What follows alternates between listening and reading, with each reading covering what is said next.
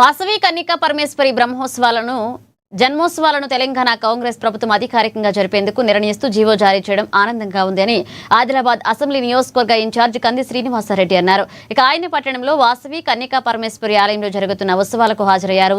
ఆర్యవైశ్య సంఘ నాయకులు ఆయనకు ఘనంగా స్వాగతం పలికి శాల్వతో సత్కరించారు. ఆలయంలో కంది శ్రీనివాసరెడ్డి అమ్మవారిని దర్శించుకుని ప్రత్యేక పూజలు చేశారు. అమ్మవారి జన్మోత్సవాలకు అధికారికంగా జరిపేందుకు ప్రభుత్వ నిర్ణయం ఆర్యవైశ్యుల గౌరవాన్ని పెంచే విధంగా ఉందన్నారు.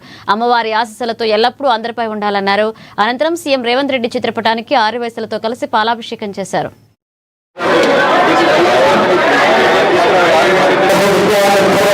ఎప్పుడు కూడా వైశ్యుల కార్యక్రమం దేనికి వచ్చినా కూడా నాకు అత్యంత సంతోషకరమైన విషయం.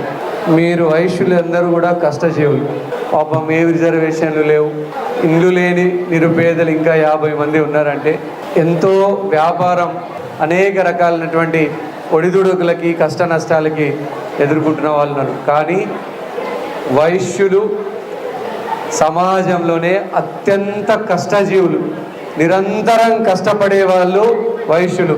పొద్దున నుంచి రాత్రి వరకు ఏ చిన్న షాప్ పెట్టుకున్నా, ఏ చిన్న దుకాణం నడిపినా, ఏ చిన్న వ్యాపారం నడిపినా దాంతట నేను 3 లక్షల రూపాయలు ఆ వైశ్య భవనానికి పెట్టాను. ఈరోజు నేను మీ కార్యక్రమంలో మీ వైశ్యుల్లాగానే నేను కూడా మీ వైశ్యున్నే అనుకోండి. నేను కూడా వ్యాపారాలలో ఉన్న పొద్దు నుంచి రాత్రి వరకు ఏదో ఒక పని చేస్తూ ఉంటాం. నేను ఎప్పుడు కూడా సాయానికి వెనుక అడిగేసే మనిషిని కాదు.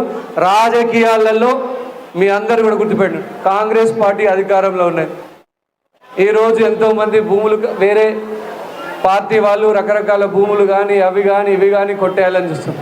నికార్సుగా ఒక్క రూపాయికి ఆశపడకుండా నా జేబులో నుంచి ప్రతి రూపాయి కూడా గరీబోళ్లకు పేదోళ్ళకి చెందాలని ఇప్పటి వరకు కూడా మీకు చెప్తున్నా. ఆదిలాబాద్ సంక్షేమం కోసం, పేదల కోసం, గరీబుల కోసం 65 కోట్ల రూపాయలు నేను ఇప్పటి వరకు ఖర్చు చేసినాం. ఎప్పుడు కూడా